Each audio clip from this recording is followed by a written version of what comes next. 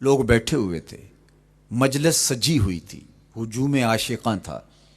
کیف و سرور کی چھم چھم برکھا برس رہی تھی، انوار و تجلیات اتر رہے تھے، اور کیسی خوش نصیب مجلس تھی جس میں حضور خود تشریف لے آئے۔ تو آقا کریم نے ارشاد فرمایا، فقال ما اجلسکم، صحابہ تمہیں کس چیز نے بٹھایا ہے، کیوں بیٹھے ہو، مقصد جلوس کیا ہے، یہ جلسہ کاہے کا ہے، کیوں بیٹھے ہو؟ انہوں نے کہا آپ کی صورت میں ہمیں ہادی دیا، رہنما دیا، آپ کی صورت میں اپنی کرم نوازیوں کا چھم چھمی ہمارے اوپر نازل کیا، تو ہم اس پر اللہ کا شکرانہ ادا کرنے کی مجلس سجائے بیٹھے۔ یہ صدیوں قبل کی کہانی ہے، یہ مسجد نبوی کا صحن ہے، یہ شہر مدینہ ہے، یہ دور رسالت مآب صلی اللہ علیہ وآلہ وسلم ہے۔ یہ 14 صدیاں گزرنے کے بعد کوئی گھڑی ہوئی اور کوئی اپنی طرف سے بنائی ہوئی بات نہیں ہے،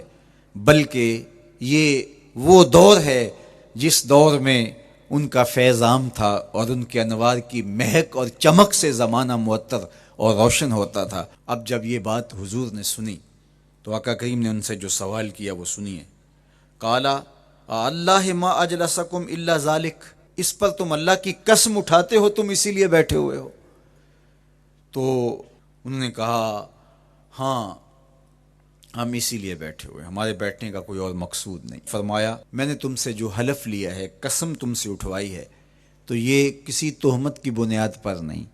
تمہارے قول کی صداقت پر مجھے کوئی شک نہیں گزرا تھا کہ میں نے قسم سے تصدیق کی ہو، بلکہ ماجرا کچھ یہ تھا، تم یہاں بیٹھے تھے، میں حجرے میں تھا، جبریل امین حاضر خدمت ہوئے، فاخبرنی ان اللہ عز وجل یباہی بکم الملائکہ، انہوں نے مجھے کہا محبوب ذرا باہر تو نکل کے دیکھو، آپ کے غلاموں کے اس عمل پر اللہ فرشتوں میں ناز کر رہا ہے۔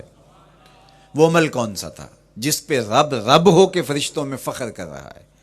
رب رب ہو کے فرشتوں میں ناز کر رہا ہے؟ وہ عمل یہ تھا کہ صحابہ مل بیٹھ کر کے اللہ کی حمد بول رہے تھے، اللہ سے دعائیں مانگ رہے تھے، اللہ کا شکر بجا لا رہے تھے۔ کس بات پر؟ کہ اس نے ہدایت اسلام عطا کی اور محمد عربی کی شکل میں ہادی و رہنما عطا کیا، اس پر وہ اللہ کا شکرانہ ادا کر رہے تھے۔ تو اس پر جبریل امین نے آ کر کے حضور علیہ السلام کو بشارت دی اور اللہ کا پیغام سنایا کہ محبوب ذرا باہر تو نکل کے دیکھو، حجرہ انور سے باہر تو قدم رکھو، آپ کے صحابہ مسجد کے صحن میں بیٹھ کر کے اللہ کی اس نعمت کا جو آپ کی شکل میں انہیں عطا کی گئی شکرانہ ادا کر رہے ہیں۔ اللہ اکبر! اللہ کی رحمتوں سے کوئی بعید نہیں کہ آج کی مجلس قبول کر لی جائے اور اللہ فرشتوں سے کہے دیکھو صدیاں بیت گئیں، یہ آج بھی بیٹھ کے اس نعمت کا شکرانہ ادا کر رہے، تم گواہ ہو جاؤ میں نے اپنے بندوں کی مغفرت فرما دی، اور میرا اور آپ کا کام بن جائے، میری اور آپ کی جستجو کامیاب ہو جائے، میرا اور آپ کا بیٹھنا بامقصد ہو جائے، ہمارے آنے کا مدعا پورا ہو جائے، ہم جو چراغاں کر کے ماحول میں ایک خوبصورتی پیدا کر کے، ایک ظاہری جمال پیدا کر کے ہم حقیقی جمال کی تلاش میں نکلے ہیں، اس ظاہری روشنی کے اندر ہم باطن کی روشنی کو تلاش کرنے نکلے ہیں، ہو سکتا ہے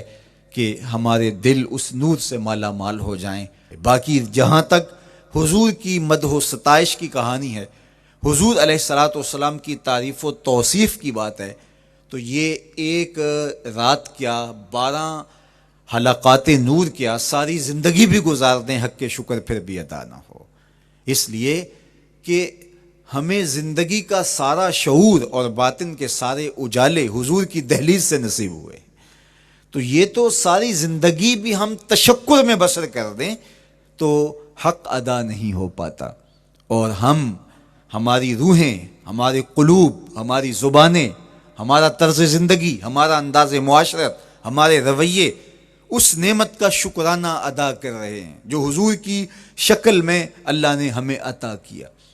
دیکھو یار، کوئی معمولی سی نعمت میسر آ جائے تو بندہ اس پر شکرانہ ادا کرتے نہیں تھکتا۔ اللہ تعالیٰ نے قرآن مجید میں انسان کے اس رویے اور اس مزاج کو بیان کیا،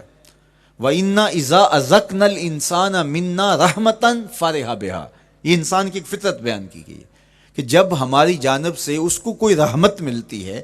تو فرح بہا، تو وہ فرحت کا اظہار کرتا ہے. یہ انسانی طبع ہے، یہ انسانی فطرت ہے. اور اگر رحمت للعالمین نصیب ہو جائیں تو پھر کتنی مسرت ہوگی. تو یہ اللہ جل شانہ کی طرف سے عنایت ہے جو اہل ایمان کا مقسوم ہوتا ہے، اور اللہ ان کو عطا فرماتا ہے.